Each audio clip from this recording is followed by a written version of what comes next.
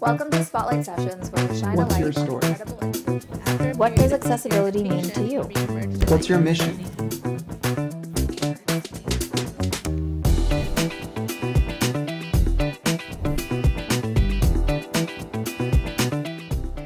Hello, and welcome to another episode of the Spotlight Sessions. My name is Avital, and I am today's host. And today we're going to be having a conversation with Holley Johnson, who is the Executive Director at Holmes Center for the Arts. How are you, Holley? I'm great, thank you. Yeah, definitely. It's really great to have you here, so thank you so much for taking the time. Why don't you start by telling us a little bit about the Holmes Center for the Arts? Yes, the Holmes Center for the Arts is located in Amish Country, Ohio. We are a rural community of about 40,000 people, and the Holmes Center for the Arts offers quality arts education, music, art, theater, dance to individuals of all social and economic backgrounds, and we try to do that in a very positive, nurturing, family-oriented environment. Amazing. And can you tell us a little bit about yourself and about the role that you're currently in? Sure. I am a former professional ballerina. I'm also a wife and a mom of 3 kids. But here at the Art Center, I not only do I teach dance classes, but I am the executive director here. So I make sure everything runs smoothly and that we keep growing, and we make sure that we are serving our community through the arts. Amazing. And can you tell us a little bit about your day-to-day of what that looks like to be both, teaching classes and also the executive director?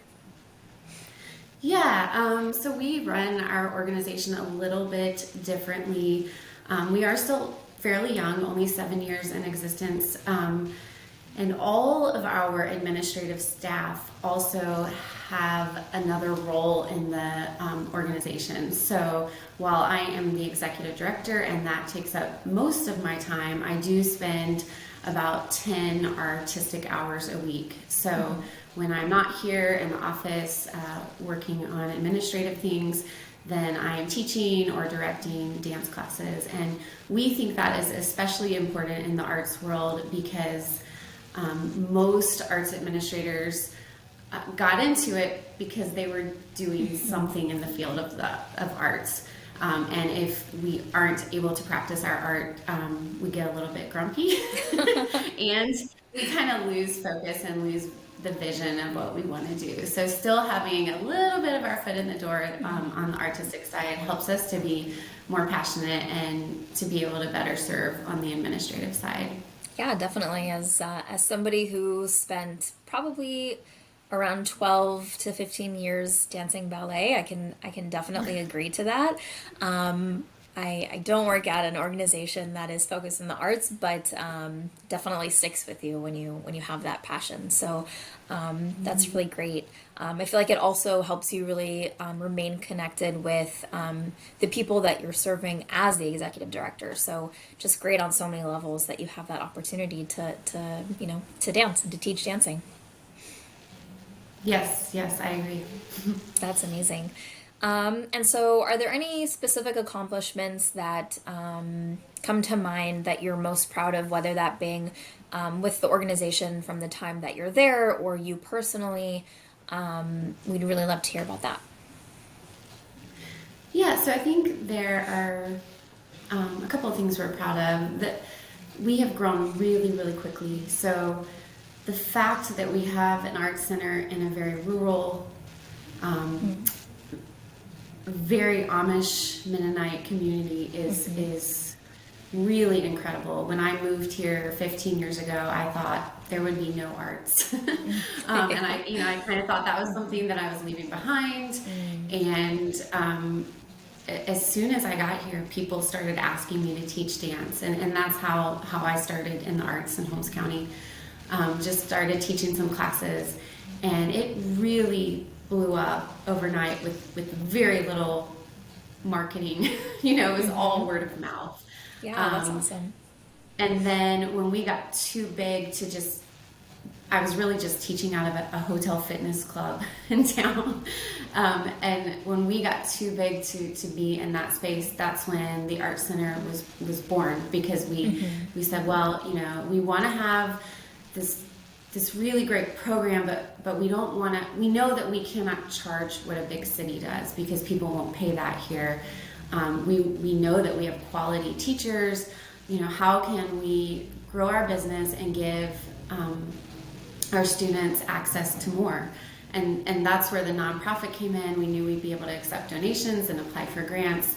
And as I was thinking of that in the dance world, there were a lot of people in our community that said, hey, well, what about the other arts? And let's bring it all together. And so just the fact that it was successful, that we did it when it seemed really unlikely. I think we're all pretty proud of that. We serve over 500 students a year at this point. So that's pretty big from where we started and thought, or at least where I started moving here, thinking nobody in Amish country is going to be interested in the arts. And what I found instead was that people were really hungry for the arts. They had sports, and you know, they had their 4-H and their FFA, but they really didn't have any arts outside of what they did in school. So that we're proud of that. And then we're also really proud that we have a brand new building that we built through COVID. Wow. We got a lot of donations and some state funding, and so we are actually in a brand new building that we moved into in January. So that's really neat. It allows us to grow.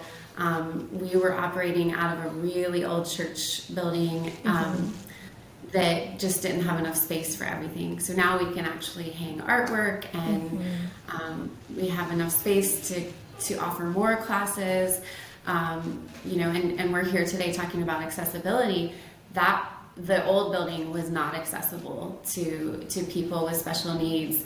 So this building has an elevator. We're able to offer more classes. So now we can have movement classes for everyone and art classes for everyone. So that's really neat. And we're still working through that and trying to figure out how to reach everyone through this building. Yeah, that's amazing. I think one of the things that I was thinking about, as you know, throughout this conversation, was how has COVID impacted the organization and you know, people being able to be in you know, in spaces together and really have that unique experience. Yeah. I mean, it was certainly difficult in 2020. I would say here in Ohio, and especially in this community, people came together quicker. Whether or not that was a good thing is is up to interpretation. But Definitely. but they did come back quicker. You know, we spent about a year with no performances. That was really hard on the kids because that's what they live for. Yeah, their definitely. shows. I remember. Yeah. So, but I think, you know, it made, on the administrative side, it made us realize that we can survive. That especially as artists, it was, people look to us for creativity in a lot of ways. So we did some outdoor shows. You know, once we did come back together, we did outdoor shows. We had never attempted that. And now we did a second outdoor, you know, series of outdoor shows this last summer, not because we had to, but because we could. And we thought it was really fun to perform outside. So I think if anything, it was really, really tough, but it brought us together. It made us stronger, taught us a lot of things about survival that we didn't know we had in us. So, Definitely. Yeah. Definitely, yeah. So we really like to ask this question, this next question, to all of our guests because we always get such a different answer. So I and our guests would really like to know, what does accessibility mean to you? Yeah, so since our inception, we really wanted to make art accessible to everyone as an organization. And it's not an easy task. First of all, to identify, who isn't coming because things aren't accessible. So I think for us, accessibility really means making the arts accessible to all, making the arts easy access. Can people, first of all, come to our shows, come into our building? Can they participate in our classes? Can they watch our shows or hear our shows and be enriched in the same ways as everyone else around them?